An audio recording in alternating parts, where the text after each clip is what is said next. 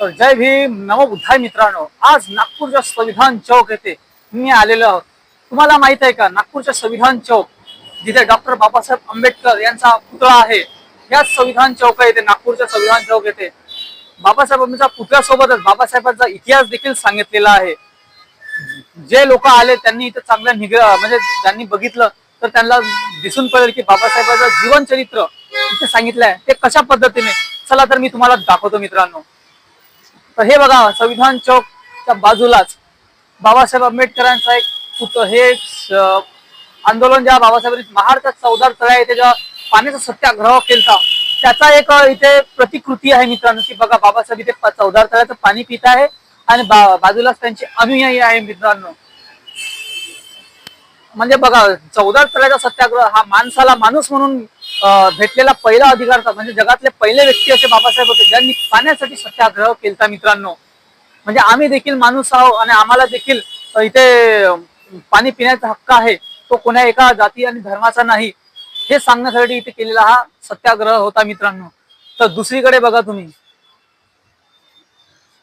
दुसरी ही जी स्केलिटन आहे, म्हणजे पुतळा मूर्ती आहे, तिथे बाबासाहेब आंबेडकर, भारताचे पहिले राष्ट्रपती डॉक्टर राजेंद्र प्रसाद यांना संविधान देत आहे, अर्पण करत आहे. हा त्याचा एक दुसरा आहे मित्रांनो. आणि तिसरीकडे बघा, इकडे बाबासाहेब आंबेडकर म्हणजे पुतळ्याच्या खाली एक स्केलिटन, म्हणजे भाषण देत आहे बाबासाहेब. ही नेमकी कुठची आहे सांगणं थोडा कठीण आहे, कारण की इथे त्याच्यावर काही डिस्क्रिप्शन वगैरे लिहिलेले नाही आहे. तर आता तुम्हाला दुसरी बाजू एक दाखवतो मित्रांनो, जिथे बाबासाहेब आंबेडकर आणखीन एक भव्य असा, बघा इथे गार्डन सारखा आहे, गार्डनच्याच बाजूला म्हणजे पुतळ्याच्या खाली एक लागलेला आहे. आता बघा, तुम्हाला आता दुसरीकडलं देखील दाखवतो, जिथे सर्वात महत्वाचं म्हणजे हे एक बाबासाहेब आंबेडकरांनी जिथे काळाराम, नाशिकचा काळाराम मंदिर सत्याग्रह केलेला बाबासाहेब आंबेडकरांचा, तो इथे एक पुतळा आहे. इथे मी हात लावत आहे, इतका मनाला छान वाटत आहे. बाबासाहेब आंबेडकरच्या हाताला हात लावत आहो मी, म्हणजे मला किती छान वाटत आहे. हे आहे बाबासाहेब आंबेडकर इथे उभे, आणि हा मागे काळाराम मंदिराचं जे स्ट्रक्चर आहे आणि इथे त्यांचे अनुयायी उभे आहेत. म्हणजे काळाराम मंदिरचा जो सत्याग्रह झालता मंदिर प्रवेशासाठी, की आम्ही देखील माणसं आहोत आणि आमच्यामुळे तुमचा देव अपवित्र होत नाही, हे सांगणं खूप महत्वाचं होतं. बाबासाहेब आंबेडकरांनी काळाराम मंदिराचा जो सत्याग्रह केलता, तो देव दर्शनासाठी नसून तो समानतेसाठी होता मित्रांनो. हे आपण गृहीत धरायला हवं, म्हणजे हे आपण मानायला हवं. ज्यांनी ज्यांनी बाबासाहेब आंबेडकरची पुस्तकं वाचल्या आहेत त्यांच्यासाठी ही फार महत्वाची गोष्ट आहे मित्रांनो. आणखीन एक आहे, पण सध्या तिथे लोक बसलेले आहेत, त्यामुळे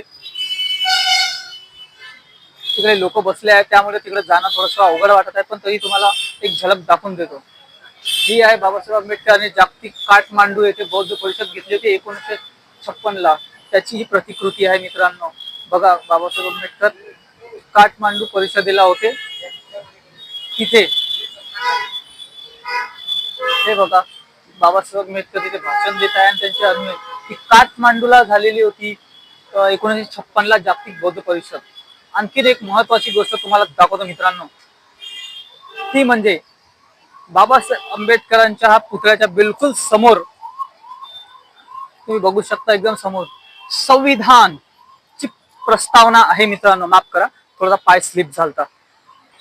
तर हे बघा मित्रांनो, जसं तुम्हाला सांगत होतं की तिथून थोडंसं मुश्किल होतं. ही आहे संविधानाची प्रस्तावना बाबासाहेब आंबेडकरांच्या मूर्तीच्या बिलकुल समोर. असं हे नागपूरचं संविधान चौक आहे, जिथे बाबासाहेब आंबेडकरांच्या पुतळ्यासोबतच त्यांचा इतिहास देखील सांगितलेला आहे, सोबतच तिथे प्रस्तावना देखील आहे, बाबासाहेब आंबेडकरांची प्रस्तावना देखील आहे मित्रांनो. असं हे मी तुम्हाला थोडक्यात सांगण्याचा प्रयत्न केलेला आहे. हा व्हिडिओ तुम्हाला कसा वाटला हे आम्हाला कमेंट बॉक्समध्ये नक्की सांगा, आणि जास्तीत जास्त प्रमाणात हा व्हिडिओ शेअर करा, आणि माझ्या चॅनलला लाईक करा, शेअर करा आणि सबस्क्राईब करा, आणि आमच्या मनोबळ वाढवा. जय भीम, नमो बुद्धाय.